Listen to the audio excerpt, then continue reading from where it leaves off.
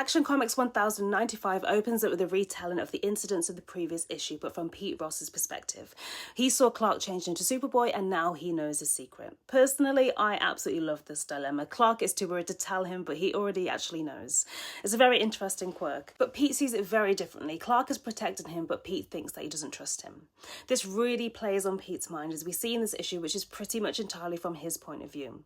Instead of confronting Clark, he instead chooses to ignore it and ignores Clark as he bottles up his feelings instead of bringing it out into the open. He also tries to see things from Clark's point of view, or at least tries to understand him, which as a friend, that's a really good thing to do. It's things like, why does he pretend to be a dog when he's actually Superboy? Pete's words, not mine. And why doesn't he embrace being Superboy and be with Lana? How the Kents also keep the same secret and so on. There's tons of things that he talks about, but it's quite interesting to see.